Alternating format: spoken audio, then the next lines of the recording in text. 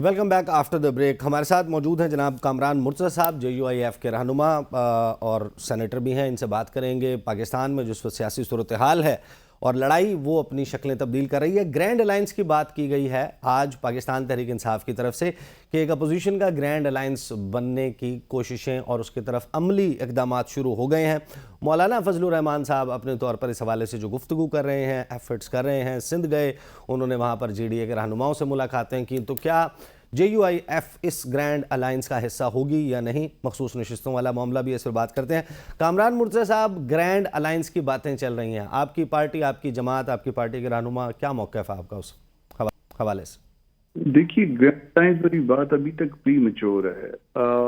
کچھ ریزن یہ ہے کہ بعض جگہ پہ ہمارا اختلاف PTI کے ساتھ ہے یا اس میں ان جماعتوں کے ساتھ ہے کہ جن کو تقسیم میں جو ہے وہ شیئر ملا ہوا ہے، اور وہ شیئر کو دیکھیں تو وہ شیئر بڑا عجیب و غریب ہے. یعنی صوبہ خیبر پختونخوا میں اس شیئر میں اگر آپ 10 سیٹیں ایک ہم آپ کو الگ کر کے دیں تو اس 10 سیٹوں میں مسئلہ یہ آتا ہے کہ وہ صرف لیس دین 1000 کا فرق ہے، اور پھر اگر 20 سیٹیں ہم آپ کو علیحدہ کر کے دیں تو اس میں لیس دین 2000 کا فرق ہے.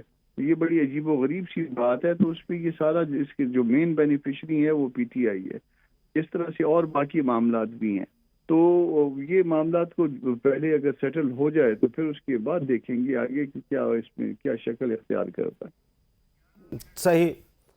کامران مرتضیٰ صاحب، یہ جو پیپلز پارٹی ہے وہ یہ کہہ رہی ہے کہ یہ تو رات میں سورج نکل آیا ہے، مولانا فضل الرحمان اور PTI جو ہے ان کے درمیان کوآپریشن ہے. تو اس کو بھی بڑا کرٹیسائز کیا جا رہا ہے کہ مولانا فضل الرحمان کل تک تو PDM کی قیادت کر رہے تھے، آج وہ کس طریقے سے ایک کوآپریشن کی بات بنتی ہوئی نظر آ رہی ہے PTI اور JUIF کے درمیان. How would you respond to that? ہاں، ان کو یہ بتانا چاہیے تھا کہ کل جب مولانا PTI کی قیادت کر رہے تھے تو کیا حق پہ تھے یا نہیں تھے، یہ بات کرنی چاہیے. آج کا حق بھی ہم ثابت کریں گے. کل اگر وہ حق پہ تھے جب وہ ہماری قیادت میں ہمارے ساتھ کام کر رہے تھے تو کیا ظاہر ہے وہ تو یہ نہیں کہہ سکتے کہ ہم حق پہ نہیں تھے. تو آج جو ہے، آج تو بڑی آسان سی بات ہے. آج حلقے کھلوا دیں جن حلقوں کو ہم کہتے ہیں ایک سرٹن پرسنٹیج کو، اور وہ دودھ کا دودھ پانی کا پانی الگ ہو جائے گا. معاملہ بالکل جو ہے نا وہ کلیئر ہے. آپ نے دیکھا کہ فارم 45 بھی جعلی جو ہے نا وہ چڑھا دی ہیں انہوں نے ویب سائٹس پہ، اور پتہ نہیں کیا کیا کر دیا. تو جو کچھ کیا گیا ہے، جو تقسیم ہے یا جو کچھ انتظام کیا گیا ہے، وہ ایسا ہے کہ وہ فوراً جو ہے نا وہ پکڑا جائے گا. آج پکڑا جائے، 4 دن بعد پکڑا جائے، 10 دن بعد پکڑا جائے، وہ معاملہ جو ہے نا وہ فوراً پکڑا جائے گا عدالتوں میں یا دوسری جگہ پہ. پھر ان کے پاس کوئی راستہ نہیں بچے گا. تو مولانا کل بھی حق کے ساتھ تھے، آج بھی حق کے ساتھ. تو اس حوالے سے ظاہر ہے کہ کچھ لوگ یہ سوال بھی اٹھا رہے ہیں کہ مولانا فضل الرحمان نے بڑا سٹینڈ لیا ہے اس کے حوالے سے، کھل کر بات کر رہے ہیں، وہ سندھ بھی گئے، دیگر جماعتوں کے ساتھ بھی رابطے میں ہیں اور اپوزیشن ہی کرنے کا ارادہ رکھتے ہیں. لیکن ایک اعتراض ہو رہا ہے کہ جو اپوزیشن نے اپنے طور پر ایک کینڈیڈیٹ سامنے رکھا ہے محمود اچکزئی صاحب، مولانا صاحب، باوجود اس کے وہ یہ کہہ رہے ہیں کہ میری ذاتی خواہش یہ ہو، میرے سے پوچھیں تو ہم ووٹ دیں، میں ووٹ دینا چاہتا ہوں محمود اچکزئی کو، لیکن آپ کی جماعت کے فیصلے کے وہ پابند ہیں. تو آپ کی جماعت کی یہ فیصلہ کہ آپ نے صدارتی انتخاب میں ووٹ نہیں دینا یا پرائم منسٹریل الیکشن میں ووٹ نہیں دینا، what is the thought process, why? دیکھیے، وہ جو جماعت کی کیبنٹ ہوتی ہے اس کو ہم اپنی اس میں عملہ کہتے ہیں. وہ اس میں انہوں نے ڈیسائیڈ کیا تھا کہ ہم جو ہے وہ الیکشنز میں جو اس طرح سے دستوری عہدوں کے لیے اس میں حصہ نہ لیں. تو اس کی 2 صورتیں ہو سکتی ہیں. ایک صورت تو جو مولانا نے کہا نا کہ مجھے اگر میرا بس ہوتا تو میں جو ہے نا وہ محمود خان کے حق میں فیصلہ کرتا. میں بھی یہ کہتا ہوں، میں چونکہ کوئٹہ سے میرا تعلق ہے تو میں بھی کہتا ہوں کہ اگر میرا وہ ہوتا یا مجھے پہلے پتا ہوتا تو ہم شاید یہ قدغن نہ لگاتے یہ پریزیڈنٹ پہ کہ ووٹ نہیں دینا. مگر اسٹل جو ہے نا جو ادارہ فیصلہ کر سکتا ہے کہ یہ ووٹ جو ہے نا نہیں استعمال کرنا، اس ادارے کے پاس معاملہ جا بھی سکتا ہے اگر یہ لے جانا چاہیں ہم، اور وہ فیصلہ کر سکتا ہے کہ ووٹ آپ یہ فیصلہ جو ہم نے پہلے کل کیا تھا ووٹ نہ دینے کا، اس کو ہم وڈرا کرتے ہیں اور نئے سرکمسٹانسز میں آپ کو پرمٹ کرتے ہیں ووٹ دینے کے لیے. تو ووٹ دیا بھی جا سکتا ہے. یعنی اگلے 2 دن میں یہ ڈیولپمنٹ بھی ہو سکتی ہے. اچھا، مجھے یہ بتائیے گا، آپ ماہر قانون بھی ہیں، پاکستان میں یہ جو انتخابات ہوئے اور سنی اتحاد کونسل جوائن کر لی PTI بیکڈ کینڈیڈیٹس نے، جو الیکشن کمیشن آف پاکستان نے 4-1 سے فیصلہ دیا کہ مخصوص نشستیں جو ہیں وہ PTI بیکڈ کینڈیڈیٹس جو اب سنی اتحاد کونسل کا حصہ ہیں ان کو نہیں دی جا سکتی، اور پھر وہ جس طریقے سے تقسیم کی گئیں، خاص طور پہ خیبر پختونخوا کے حوالے سے بڑے اسٹانشنگ قسم کے فگرز ہیں. 7 جنرل نشستیں جیتنے والی جماعت 10 مخصوص نشستیں لے رہی ہے، ایک سیٹ جیتنے والی جماعت کو ایک مل رہی ہے. یہ ظاہر ہے کہ کچھ نہ کچھ ظاہر ہے کہ کاغذات کی کمی ہے سنی اتحاد کونسل اور پاکستان تحریک انصاف کی، لیکن جو آئین کا اسپرٹ ہے، یہ جو خواتین کا مخصوص کوٹا ہے، یہ تناسب کے اعتبار سے نمائندگی، تو جن لوگوں نے تحریک انصاف کے نام پر ووٹ دیا یا عمران خان کے نام پر ووٹ دیا، اگر ہم نصف تصور کر لیں کہ 1,60,00,000 میں سے 80 لاکھ خواتین ووٹرز تھیں، تو ان کی نمائندگی سے محروم تو بہرحال کر دیا گیا. دیکھیے اس میں پہلے تو یہ تصحیح کر لیجئے کہ یہ اس فیصلے کے 2 حصے ہیں. پہلا حصہ جو ہے وہ متفقہ ہے، وہ متفقہ جو ہے نا 4 ممبرز اور چیف کا، وہ متفقہ یہ ہے کہ پی ٹی آئی کا حق نہیں بنتا. یہ اتفاق ہے، یہ 5 کے 5 چیف کا اور 4 ممبرز کا، 5 جو اس کے ممبرز تمام کے تمام تھے، ان کا اس بات پہ اتفاق ہے. یہاں پہ اس پہ کوئی وہ نہیں ہے. 5واں ایک اپنا پنجاب کے جو ممبر صاحب ہیں، ان کا شرف یہ تھا کہ اس معاملے کو، سیٹوں کی تقسیم کے معاملے کو روک دیا جائے جب تک کوئی لا امینڈ نہ ہو جائے.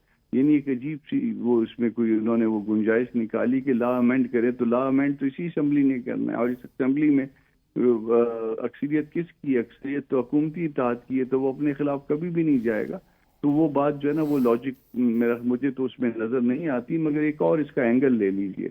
اینگل یہ ہے کہ آپ کہتے ہیں کہ جی وہ دستور کی جو ہے نا وہ منشا یہ بظاہر نظر آتی ہے کہ اس پارٹی کو جانا چاہیے، مگر دستور میں کیا یہ آزاد امیدواروں کو کوئی ایسا کوئی حق دیا گیا ہے؟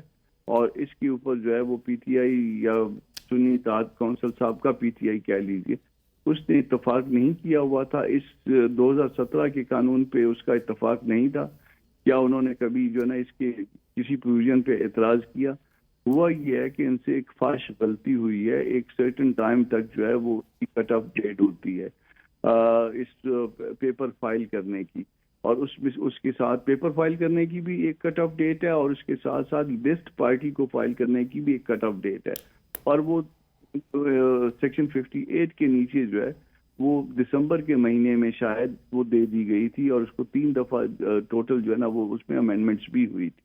تو وہ کٹ آف ڈیٹ کے اندر جو ہے نا اگر جس نے جو لسٹ فائل نہیں کی، تو سیکشن 104 تو یہی کہتا ہے کہ جس نے لسٹ فائل نہیں کی ہے اس کو وہ سیٹ نہیں مل سکتی، یا ایون آزاد امیدواروں کو بھی وہ لسٹ وہ سلاٹ نہیں ملیں گی، ریزرو سیٹس ہیں. تو پھر کس کے پاس جائیں گی؟ اس کا بھی جواب جو ہے دستور نے بھی دیا ہوا ہے اور اس کے نیچے قانون نے بھی دیا ہوا ہے.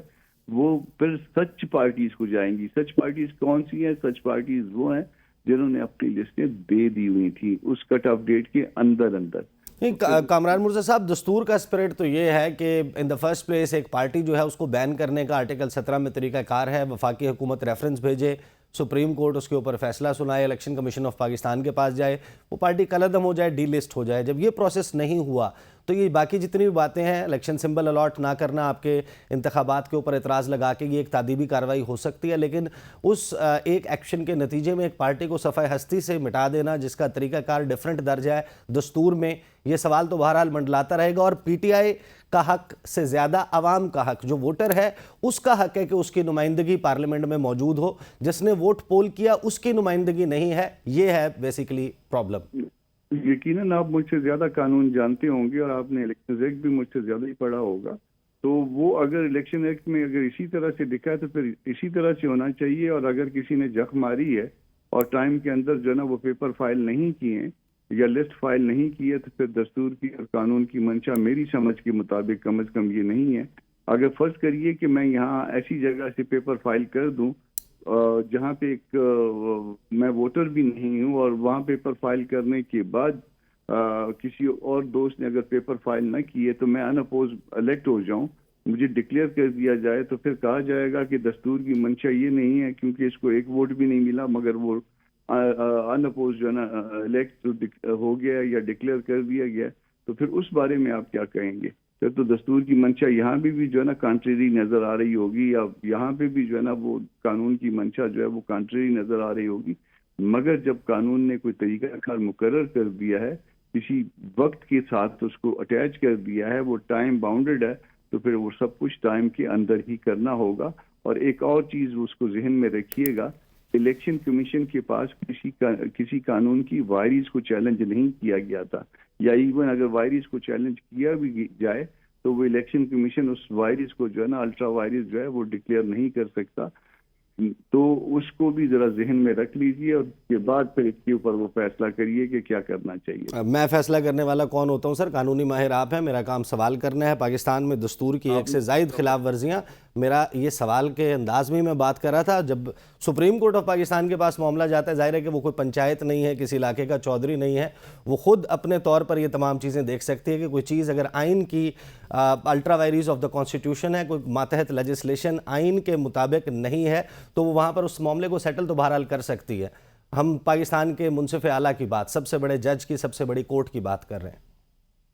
ایسا بھی نہیں ہے شاید، کیونکہ یہ معاملہ جو ہے نا یہ جہاں سے شروع ہوا ہے وہ الیکشن کمیشن ہے، اور الیکشن کمیشن کے پاس ایک درخواست گئی تھی صحیح کاؤنسل کی، اور پھر اس کے بعد اس کی وڈرال کی بھی درخواست گئی کہ ہم تو کلیمنٹ ہی نہیں ہے.